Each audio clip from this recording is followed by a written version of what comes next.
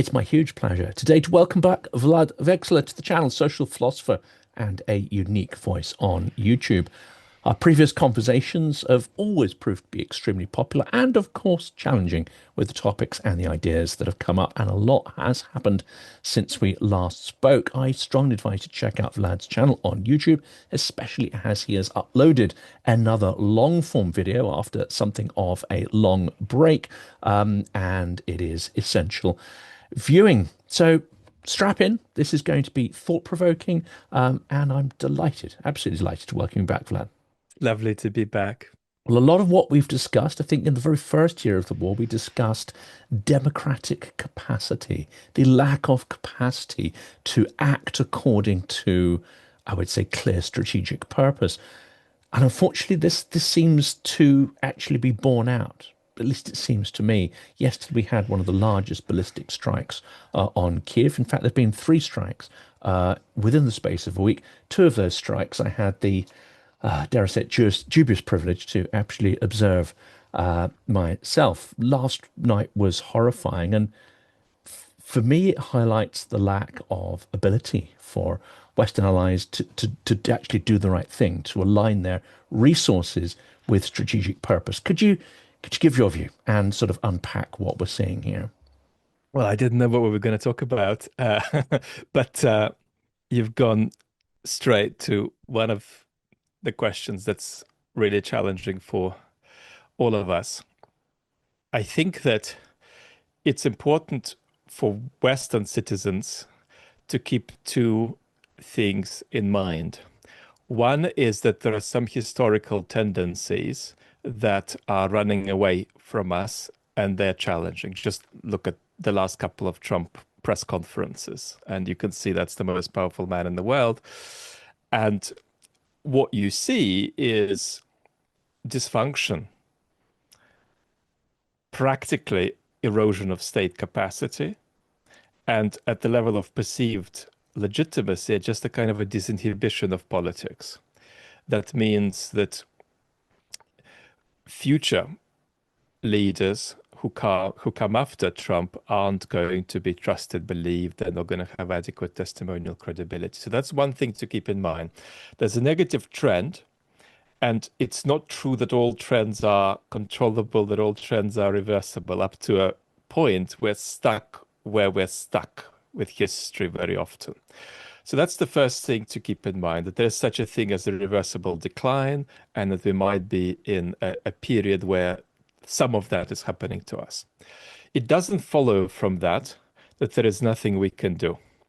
Just like if you have a body with a significant illness, it doesn't mean that it's useless to take medication. It doesn't mean that it's useless to go to the doctor, even if the illness might be chronic, if it might not be fully curable. And that's really hard for us to keep in mind, because we either want a kind of voluntarist confidence about our politics, or we feel like, we want to give up. But that second thing is very important to keep in mind, especially because we're in a negative historical trend. It's especially because we're in a negative historical trend that it's important to say, let's take seriously the enterprise of beating Farage, Le Pen, Trump at the ballot box, because we can do that. That is entirely possible. And, small victories in particular countries make a big difference. These things make tangible differences. They save lives. They help lives go better. And sometimes they can even help countries survive, and in the case of Ukraine, defend themselves.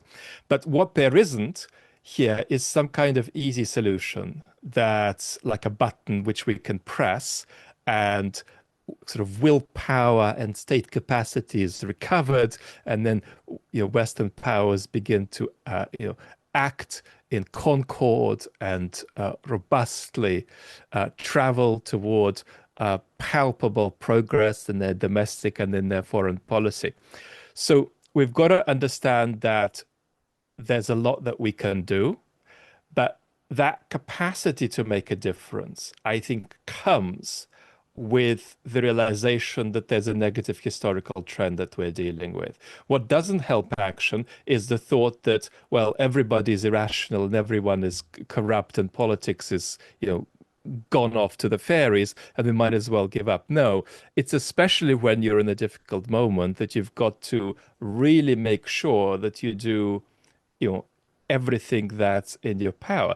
And the way this feeds into Ukraine is really difficult because the reality is that both sides are losing the war, and we are trying to bring it about that Ukraine loses it more slowly. Um, and we We don't. being whom? We'll come to that next because I'm not sure that Trump is on the same track as that. He may want. We in this case, Yeah. John, being the people who watch your channel. Indeed. Well, ideal, yes. I'm sure Trump does So not that's watch my channel. We can be certain of that. so that's tricky. And I think that the bottom line of what I'm saying is that the way to get really effective is to understand the connection between domestic and foreign policy.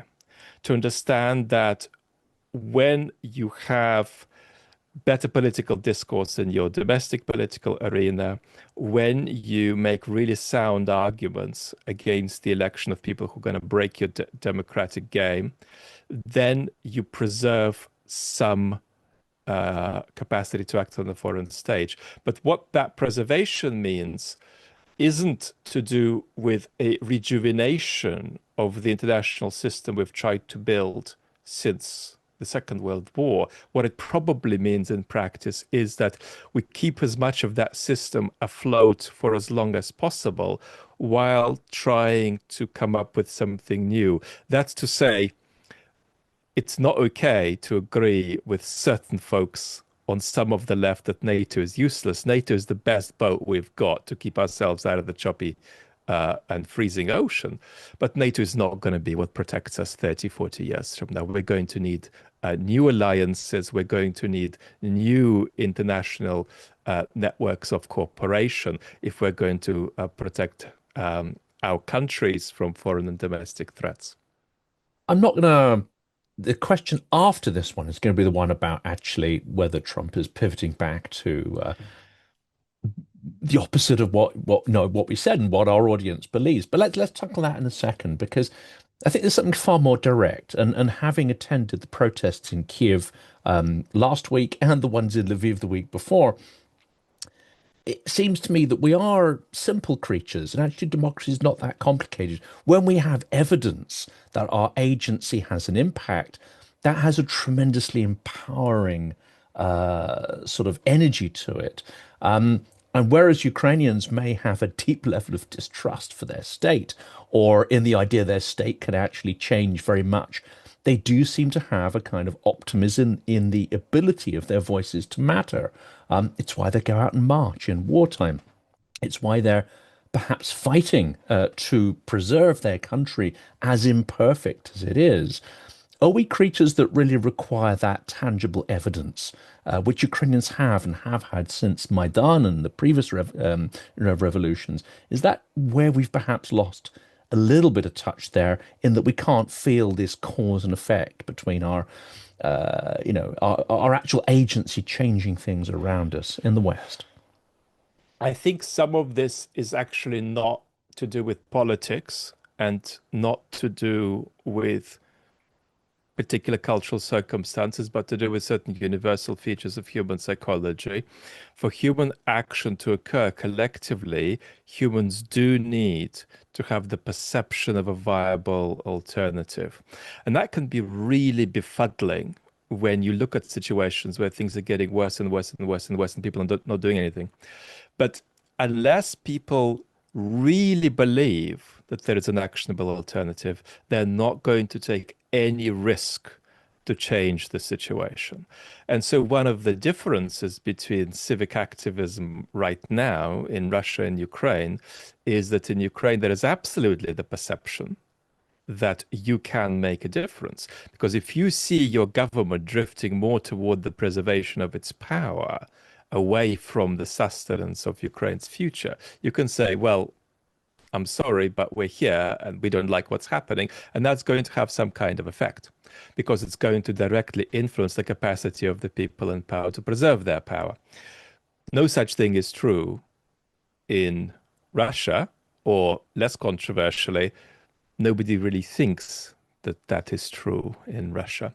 And until there is a perception of an actionable and viable alternative, people don't take action. And that also goes back to the thing we just said at the beginning, to do with democratic decline and people losing faith in politics in the West. What we're seeing, and you and I have talked about this for 4 to 5 years, when people begin to feel that politics is opaque, and you can't trust anybody and nothing can really change, you lose faith in the possibility that anybody can deliver anything actionable. And then your instinct tends to be either apathy or to throw eggs and tomatoes at the political system with the hope of shaking it up, throwing an orange wrecking ball into it, throwing a Nigel Farage into it to see what happens. And that's psychologically understandable when you see that the whole thing looks opaque and unintelligible. But that key sense that something that I, together with a few others, can do can inflect the direction of my domestic politics. That is hugely important. When that perception breaks, it becomes very, very difficult to engage in constructive politics and very, very difficult to sustain a democracy or a semi-democracy.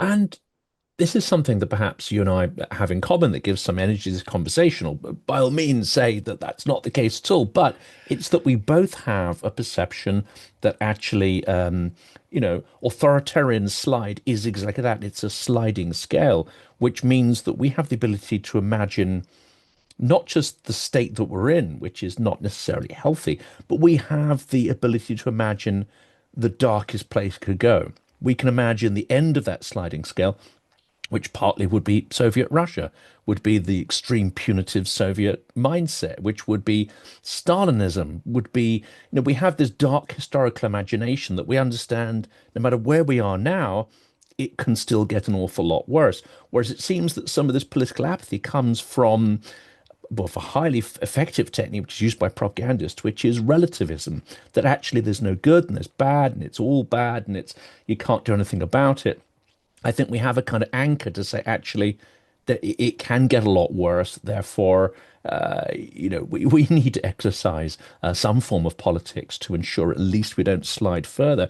And that's what seemed to me to power a lot of the protests in Ukraine, which is they know what the slide towards the Soviet mindset means. They know what Soviet mentality within the army means. It means being less effective. It means you have a much higher chance of dying needlessly if you are conscripted into that army. And they don't want that. They want to be effective. They want their lives to mean something. So there's a lot of stuff in there. I wonder if you could unpack that garbled collection of thoughts. Well, let's try. I think that that sense that it could get worse is really important politically. And a lot of the greatest thinkers about politics in the West, from Thucydides to Machiavelli to Hobbes, do start with the negative and the understanding that it's the purpose of a state to avoid the worst possible things from happening. Now, having said this, there is also a modicum of privilege to this thought that you've just ascribed to both of us. And the privilege is to do with time, access, social and economic milieu. It's not an easy thought to have for everybody. And we have to be realistic that certain thoughts are more or less available depending on one's social circumstances. And it's possible that certain social circumstances create very natural states of mind that make certain thoughts just unavailable to people. And so that's where I think it's important to not think of this as a kind of an intellectual error, right? It's not an intellectual error when people disagree with you and say, no, John, it can't get any worse. And I've lost trust and I'm stressed and I'm fearful. I'm not making a living. I don't feel like I'm part of any kind of national project that gives me any meaning. I feel alienated. I'm stressed. I'm poor. I'm fearful. Screw you with your things can, they can't get. Go read Hobbes in the library and shut up. So the problem is that that kind of reaction is triggered by a very, very, very, very screwed up information environment. And that's not people's fault, right? You're not stupid if you're badly informed in our societies necessarily. They make it very, very difficult for constructive discourse to occur. So the state of the internet is a social force that really matters here. Then, of course, economic disempowerment, feeling excluded from the marketplace, feeling uncertain and one can never get included, feeling like you're not heard. All of that is not just, as it were, a state of mind, it's a response to actual economic events that are, driving your life. Equally, it's very hard to feel at home in a modern society. That is why there is such extreme panic about immigration and such extreme panic about control and borders and us versus them, the us being the us that's the really true us belonging to this land, to this country, and the them are the people who semi-belong or don't belong as deeply as us. So we're in a state of panic about this. And we've lost a sense of what it means to feel at home and a sense of what it means to belong in a country. And that hugely affects labor too. When people come and do a job for me, and let's say my plumbing is broken and needs fixing, does the person coming to fix my plumbing feel that they're just delivering a service, or do they feel something more, that they are part of some kind of national project that gives their work a dignity of labor? It's not just work in exchange for money. It's that they're part of a society. In a society, we all need to have our basic needs met. And part of what they're doing is helping people who share something in common have their basic needs met. So all of that little ranting away is about the fact that social forces mostly control what people are going to think about the question you put on the table. You can't just sort of correct people out of particular views about this, because the correction is only going to work if it's backed by social forces. What does that mean in practice? It means that if you want people to agree on you, 25% of your energy should be dedicated to making the case. 75% of your energy should be dedicated to bringing it about that there are the social conditions for people to agree with you. So that's, I think, one of the biggest faults in the anti-Trump, anti-Farage space, offline and online, that we too readily want to accuse people of intellectual error, whereas, in fact, a lot of the reason people are voting for Trump and Farage is to do with policies they've been on the wrong end of, that are actually the policies of technocratic centrist governments that people in our space all too often spend a great deal of time defending.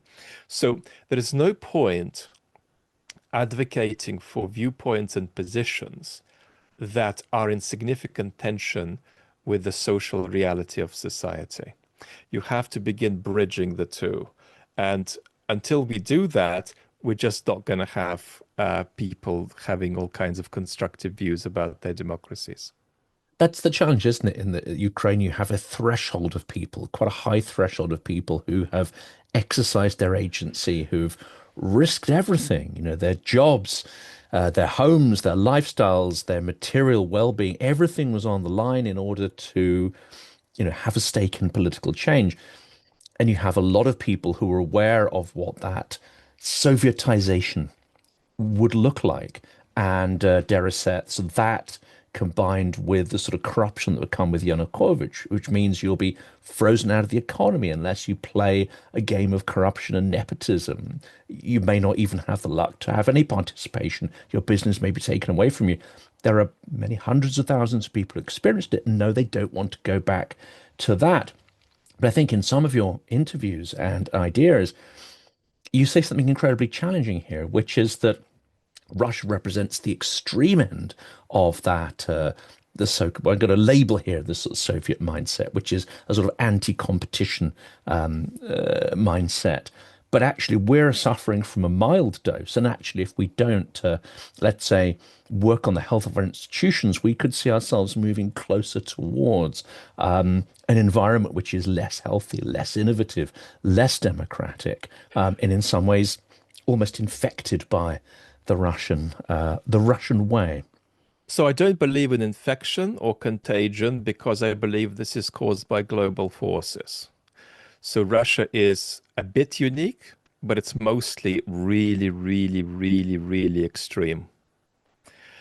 So if you are worried about all kinds of properties of Trumpian politics, 5x that, and you get 70, 80% of what Putin is. So They're on a spectrum. They're not entirely different. And I think that's what a lot of people make the mistake of thinking it's completely alien. Yeah. if you want the contagion and infection analogy, then the way it would work, I'm not going to be resistant to it, is if you think of it as a kind of a global pandemic in which different people can catch the same thing going around the world, and the pandemic might express itself more aggressively in a particular country, and Russia is that. So in that sense, you can catch it, but you can't catch it in the sense that there's something really politically wrong that's Russian that's coming our way. If No, it no, were really very Russian, we'd be immune from it. exactly. The reason it's coming our way is because of how undistinctive it is in many respects. What I would say is that, of course, Ukraine's having a very interesting conversation with itself about how it should relate to the Soviet legacy. Now, I have strong views about that conversation, which are in a way uncontroversial but strong, namely that Ukraine needs as much of it as possible. That Ukraine needs to have as many plural voices engaged in the information environment that challenge one another about not just where Ukraine has come from, but where it's going. And one of the big risks is you spend too much time talking about where you've come from and not enough time talking about where you're going. Having said this, the problem we are seeing in Russia is, in my view, not a Soviet problem when it comes to the distribution of this, awful type of politics across the globe, because we have got a hard right regime in Russia. And I think that it's undoubtedly going to have some Soviet features because the Soviet past is just very close. But I think that it has more of an absence than a presence of them. And if anything, I think what we're seeing in Russia would probably have more in common with European fascism than it would with Soviet communism. Here I agree with this thing that's really emphasized repeatedly by wonderful political philosopher Greg Eden, that we've got to recognize this is a really, really, really extreme hard right regime. Now, that story also needs to fit into Ukraine's conversation with itself about desovietization, because a lot of the bad stuff that Russia is expressing on a very extreme level that we don't want coming our way is not Soviet, actually, but to do with just very, very different kinds of ideological constructions, very different ways in which a state operates. So I think that that's an important point to emphasize. I don't think Putin is more like Brezhnev than he is like Mussolini. He's more like Mussolini if we were to make the comparison, which would be terribly loose, of course. It's an interesting one, isn't it? Because it's very specific as well. I mean, there's lots of stuff going on, but when it comes to something like Serhiy versus Drapati, I'm not going to tackle it from a military point of view, but I think there are certain features people have in mind when they talk about what they want to move away from. And the aesthetics and the symbolism is one thing, but that's not what they mean here. What they mean here is a very hierarchical structure where you get your orders, and whether those orders are completely irrational and based on evidence or not. And actually, in a more Soviet style system, there's going to be less evidentially based decision making. Therefore, in a wartime condition, you're not going to necessarily have your resources allocated in a sensible way. You're not going to be effective, but there's nothing you're going to be able to do about that because the system is reinforced with an extremely punitive mindset. Punitive against those who criticize, but also punitive against those who seek to innovate or suggest there might be a better way to do things, that actually it's complicity, compliance, and hierarchy that are features of these.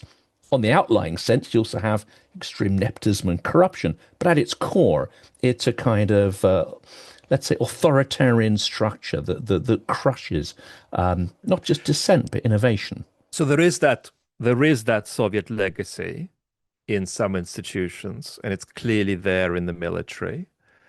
The the general way I'd recommend people to think about it is not in terms of degrees of hierarchy, because hierarchy is very important in the military, but in terms of how far you take seriously the thought that arrangements need to be justified to each individual involved in them. The Soviet way is a little bit to say, screw it. This is how it's going to be. Shut up and get on with it. And that is alien to a lot of people. It's alien not just to a huge number of Ukrainians, it's even alien to the younger generation of Russians. But I think that's a very important distinction. And I think that the more Ukraine trends toward the notion that you do need to justify arrangements to everybody involved in them, the better, because that is absolutely essential for trust and healthy participation, not just in the military, but in all aspects of society. And that's been one of the problems with the way mobilization has been done in Ukraine over the last few years. There's not been sufficient emphasis on the perspective of the individual. Okay, we have this national challenge, but how does an individual fit into this? What does it mean for their life that they might need to fight for their country? What do you say to them? How do you speak to them? What do you promise them for the future? How much time do you spend just engaging with the fact that they're going to do this, and if they're going to survive, something's going to happen after? And so all of that needs a kind of engagement that gives a three-dimensional sense that this is real people and not just numbers you're dealing with. And I do think that there we can chart some kind of a difference between the Soviet inheritance and its rejection. There's something healthier, cleaner, fresher, that really goes in the direction of the realization that every single person matters. It doesn't mean you're going to have to give them tough choices and really difficult tasks and challenges, but it means that you're going to take them seriously as not just human material. And it's that idea that we're dealing with human material that we need to mold in a certain way. That is a Soviet legacy that does have institutional impact, that is not going to be efficacious in the long term. And it is a healthy democratic struggle to challenge that inheritance. And of course, we see the results of this in the Russian army, which has not made really that much progress in a long time. And we have to talk about the orange monster in the White House. Of course we do. Let's turn to that, because it seems that there's been, as I think we predicted, there's been a flip-flopping, and there constantly is, between is he pro-Ukraine, is he not, is he this, is he that? And it looks like the arc is turning once more, with Kushner and Witkoff, apparently, I'll believe it when I see it, heading to Kyiv. And first, promising there'll be Patriots, and then there'll be the IP to allow the license under production, and then rolling that back, and this and that.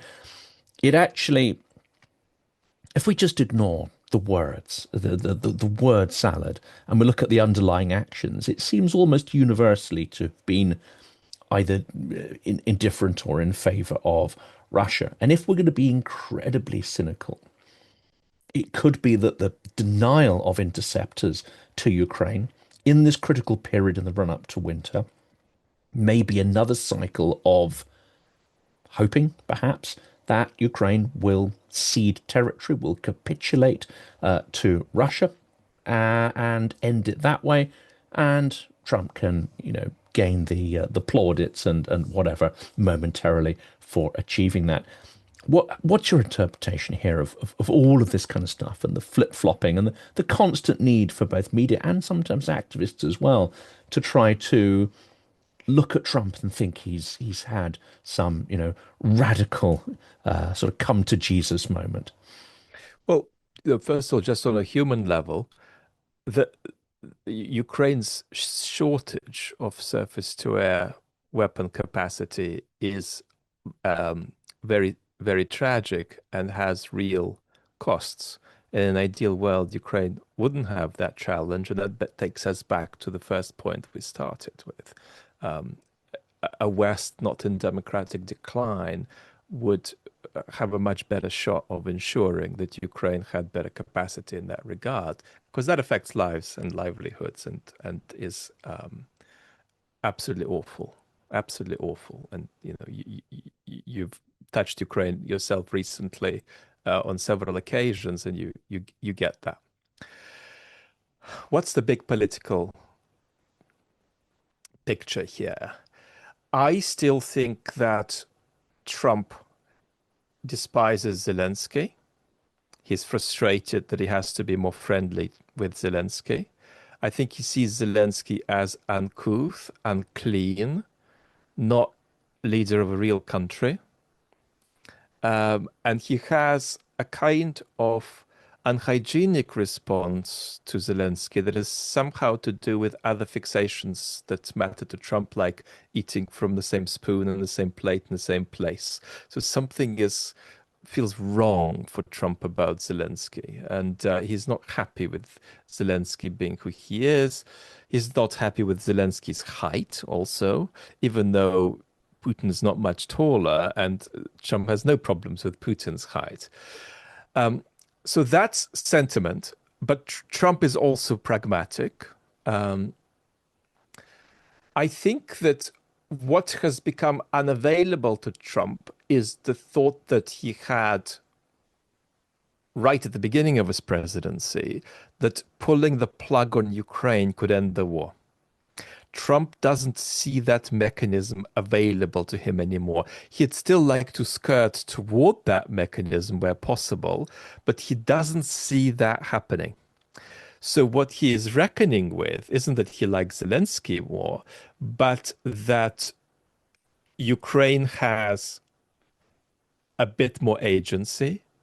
Ukraine has been a bit more successful in making itself, if you like,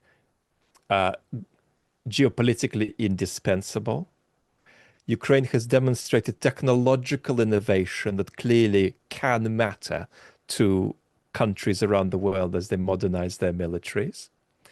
And it's very difficult to talk about Europe, but as a collective bloc, Europe is doing a certain kind of bare minimum, all of which makes the notion of pulling the plug on Ukraine no longer available. Now, Trump never promised to Putin to give Putin all of the Donbass. Putin was under the impression that Trump was promising that. And here Putin, just again, as he often does, simply exaggerated US imperialism and underestimated the sovereignty of European countries, including Ukraine. But what Trump was saying to Putin is, look, if you can get it, I'll be happy with that outcome, but good luck to you. I'd like to see you get it, and then we can hopefully bring the war to a close. But Putin has shown a systematic inability to get it because he is posing all kinds of problems for Ukraine on the front line. But we are seeing something between a stalemate and historically insignificant, territorial progress. So Trump is, in principle, still open to this idea of I pull the plug on Ukraine and then the war stops. But he now believes that that's not a viable path until it maybe becomes one. He might think it could become a viable path, but he sees that it's not a viable path, and so he has to engage more. I think that is the most significant thing that has changed. And I think that his attitude to Putin remains positive, but Trump is frustrated by the fact that Putin is not able to make progress.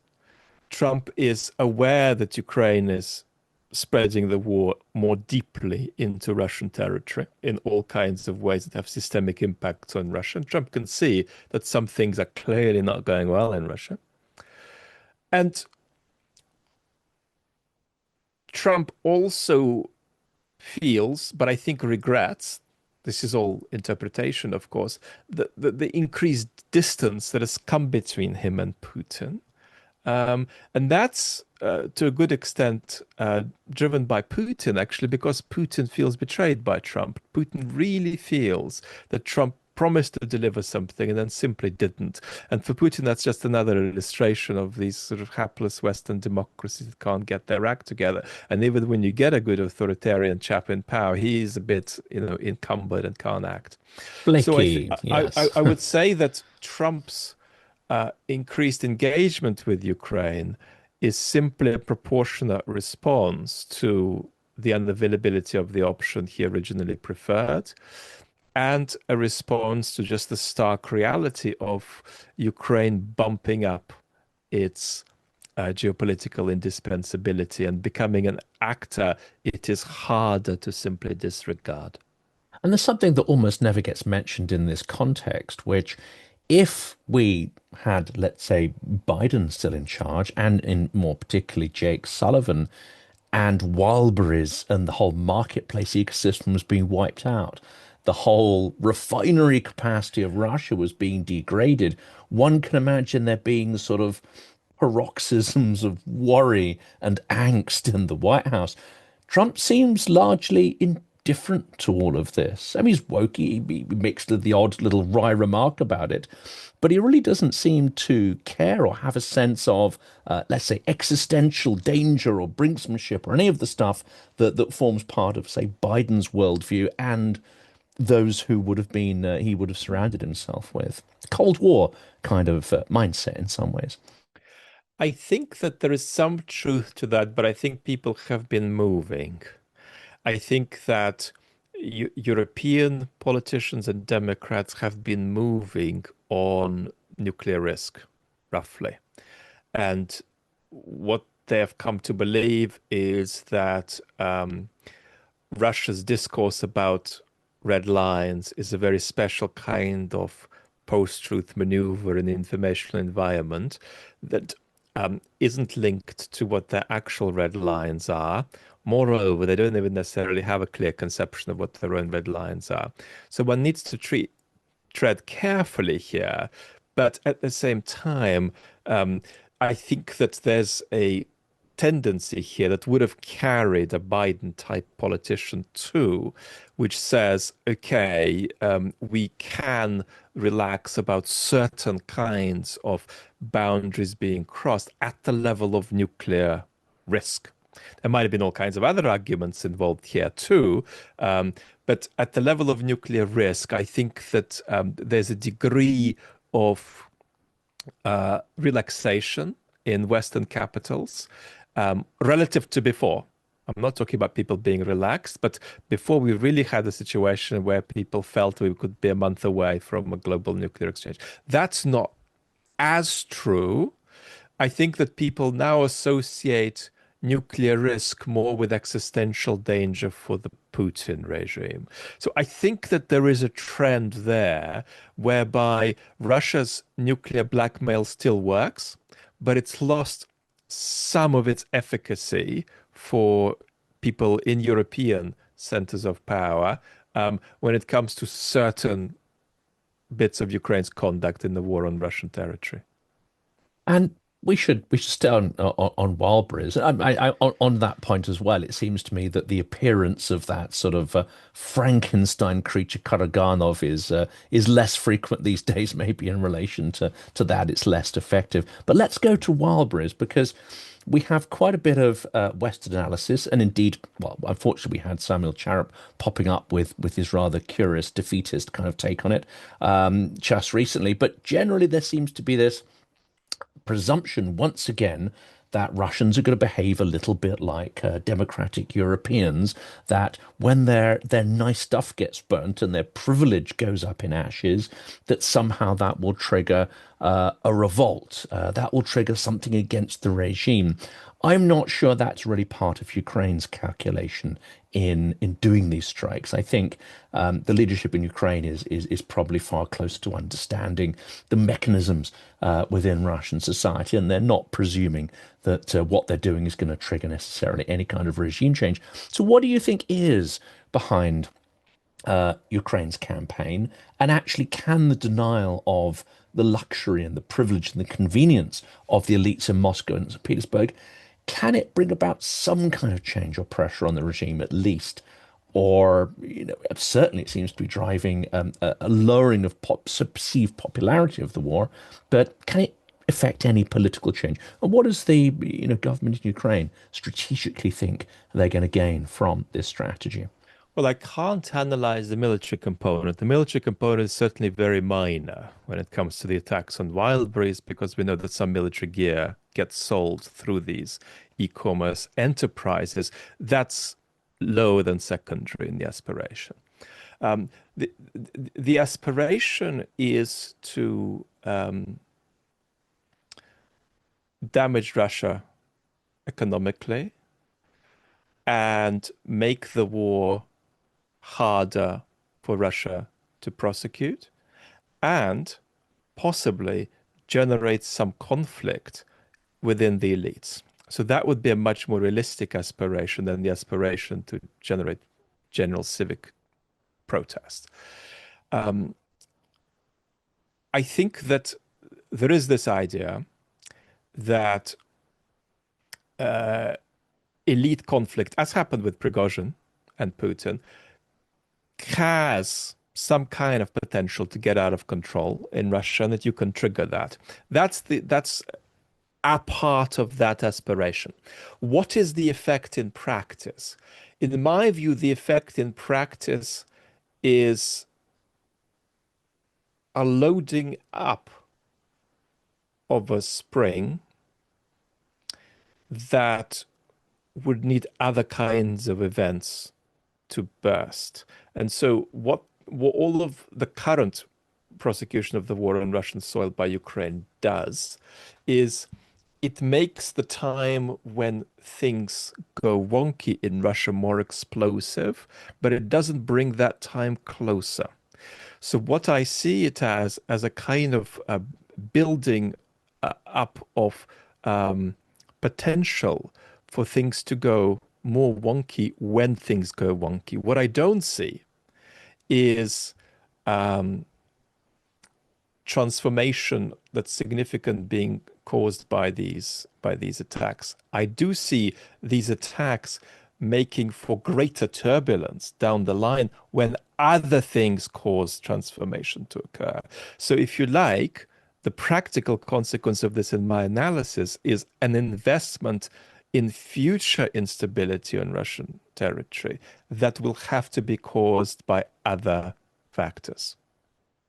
So not a magic bullet, but a one arrow in a quiver that's going to have to, have a lot of other stuff I mean, aimed at demographically, it. I mean, in terms of how the population is reacting, I can give you a sense of what my take is.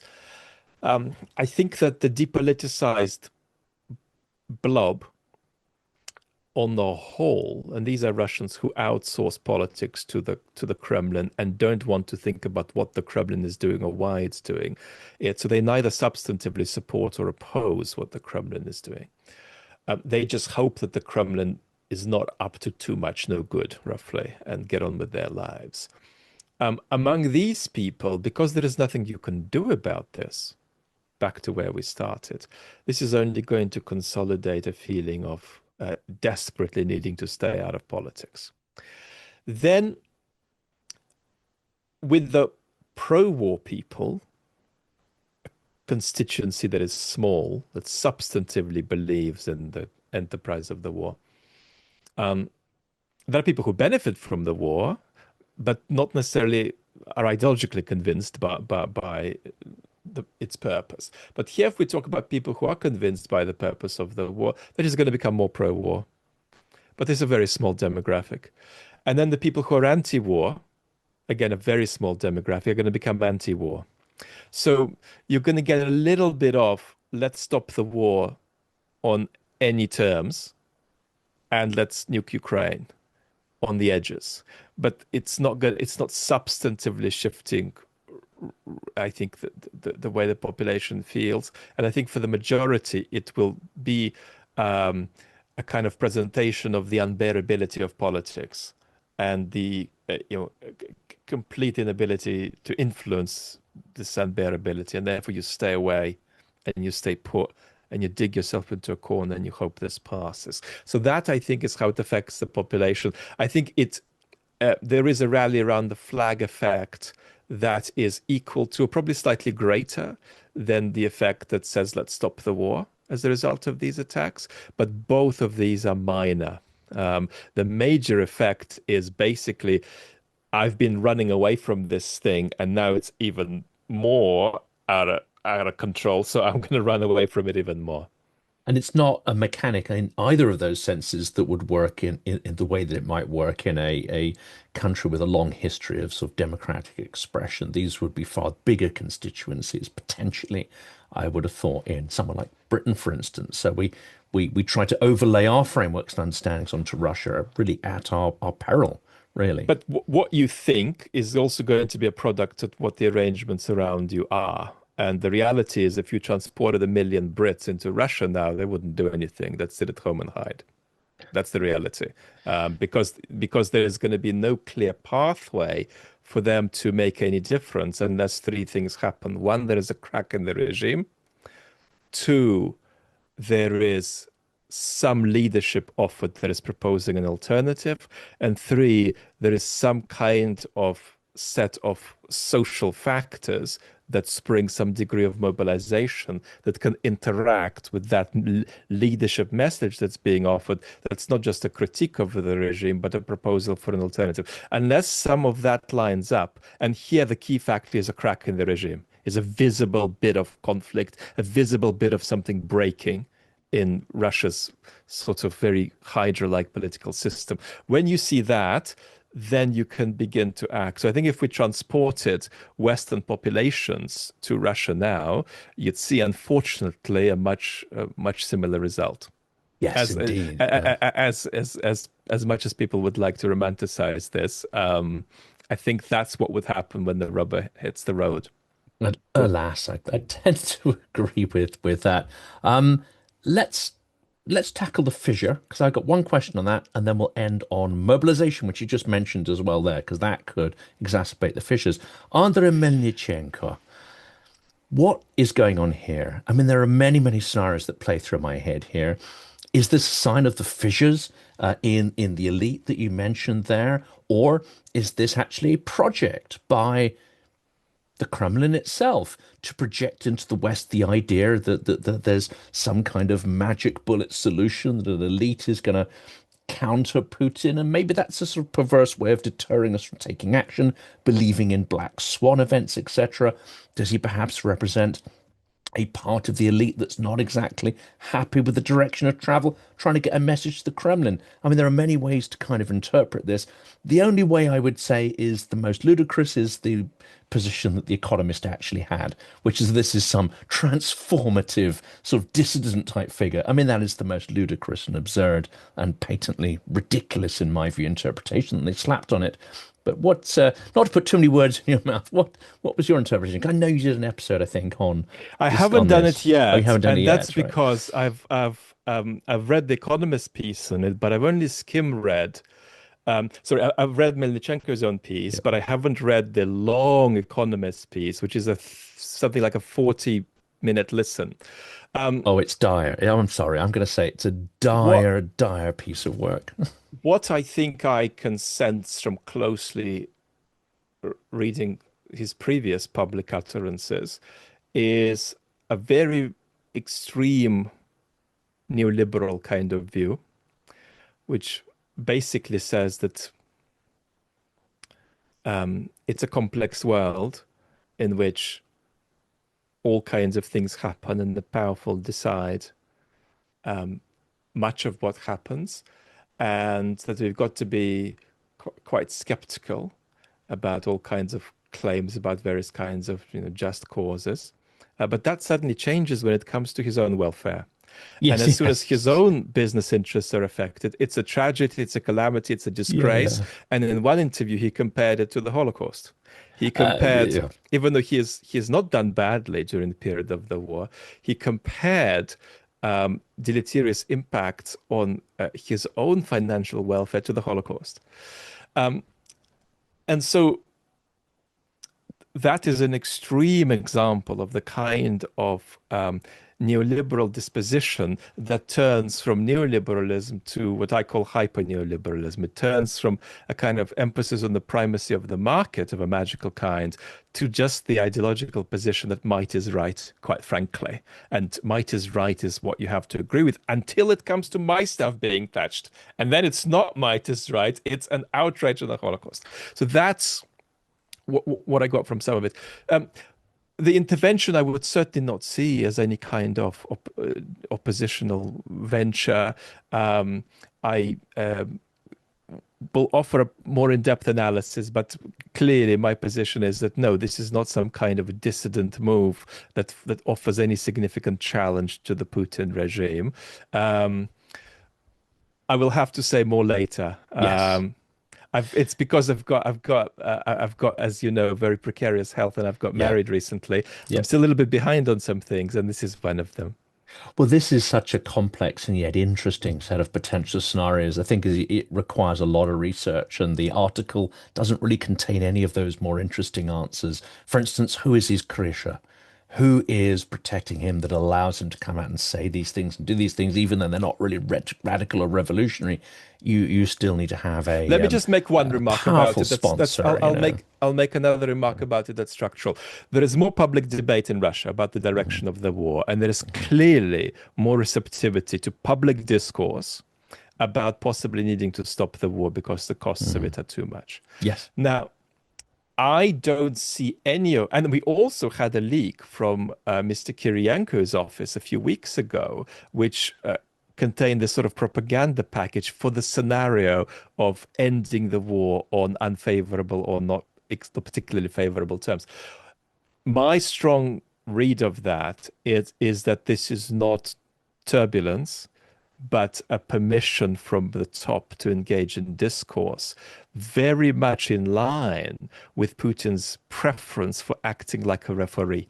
You guys argue it out, and I'll then give an impression that I'm going to come in and implement a solution, perhaps somewhere in the middle between the two extremes. That's one thing that I do think might have relevance to the Melnichenko story. But as I say, I reserve judgment on it until I've encountered it in depth Yes. myself. Absolutely. And this leads to the very last one. I don't want to just sort of say, will he go for mobilization or not? Because actually, this leads interestingly from what you've just said. Putin may also be judging his own survivability. Can I survive stopping the war on bad terms? And this debate could be part of that, sounding it out. On the other hand, if he concludes that one, maybe he's enjoying the war too much, or that he's not survivable either individually or as a regime ending the war, then that mobilization, which he's avoided assiduously since 2022 and the people heading for the border, he may be inclined to move towards a much larger mobilization, whether it's Scalite or not. There's certainly a lot of talk about that happening later in the year. And to an extent, the architecture to allow that mobilization has already been put in place. The cage has been built. Whether they have decided to use it or not, they've certainly given themselves, I believe, the option to go for a larger scale mobilization. Do you agree? Is that do you what signs are you seeing of this? I think um, this is the most likely that a mobilization has ever looked in Russia since the disastrous partial mobilization of autumn 2022. They can't do it, obviously, until the parliamentary elections are done for all kinds of reasons, such as the state's incapacity to do both at the same time. I certainly think that Putin has entertained it as a real option. I don't know if he has made the decision about it. The chances that it will happen are really high. I would say, not knowing about it, it's entirely reasonable for us to say it's a 50-50 shot. It will not look like the mobilization of 2022. It would be much more competently done. They have a lot of things in place. They have nice integration now between the conscription and the immigration services. It would be a much more rolling mobilization. So if they do it, and there's a good chance that they will do it, they're going to organize it in a way that is much less like an immediate hit. But the chances that it will happen are significant. We'll just have to wait until September, October time, and then we are going to know how survivable would a mobilization be if it's a significant mobilization, but a little more hidden, a little more diffuse, and a little more perhaps dispersed across time. It would be entirely survivable, relatively safe, but it would again add to that explosive potential for the future. So it would be, Putin using a resource that is going to generate problems for him during the end game period, whether the end game occurs when he is biologically unable to carry on or whether he is politically ousted. So it will have a very significant cost, but I don't think that the cost will be expressed in immediate unsafety for the regime if it happens. Indeed, and I think they've built the tools to ensure that actually that kind of explosive threat it does not happen in the short term. Lastly, is there any limit? I think I know the answer to this one because we discussed this way back in 2022. Is there any limit to the number of bodies that Putin will throw into the grinder, irrespective of whether it achieves results or not? And the likelihood is at this point, in a drone-saturated battlefield, it will not produce any significant results. Well, I can't obviously assess the military benefits of a mobilization. I think that there's a big difference between whether people are forcibly conscripted or whether people sign a contract. I think that the death toll of contract soldiers is limitless up to 1 million, in the sense that people perceive it simply as a business transaction. And if you're on the wrong end of the business transaction and you've lost your life, well, you've just done some kind of a business deal where you played Russian roulette and lost. What's that got to do with me? So there is very little mobilizing impact in the loss of life of the contract soldiers. If people are forcibly mobilized, then I do think that there are some limits on casualties Putin can take, but they're high, and they much exceed what he's going to realistically have to negotiate even with another mobilization. If you think of the people who have lost their lives as the result of the autumn 2022 mobilization, military experts could tell us what that number would be. Let's put a number out of a bum. Let's say it's 100,000. That is nowhere near. That is nowhere near sufficient. So because so many of the deaths are deaths of contract soldiers or deaths of folks coming out of the prison system and so on, I think that this has very, very little social impact. Unless the numbers get really, really high. With the contract soldiers, the ceiling is extraordinarily high. With people forcibly grabbed, it's merely high, but it's not going to be that makes the mobilization problematic. For that to be the thing that makes mobilization problematic, Putin would need to do 3 more waves of mobilization, each autumn in the next 3 years. Then he could hit some kind of difficulty at the level of sort of public perception about lives lost, aside from economic consequences and so on. So I'm afraid there the war will stop long before Russia hits that kind of limit. And alas, I think it'll trundle on for some significant amount of time nonetheless, unfortunately. And yeah, I totally agree with what you just said there. Tragically, actually, for Right all now, concerned. Yeah. just perhaps as a final remark, there is no viable path to peace. There's nothing that the Kremlin is ready to offer that is sustainable enough for Ukraine and the West to accept. And what Ukraine and the West can offer, Putin is not even remotely open to contemplating accepting. So it's going to have to be a matter of events that somehow over time bridges this.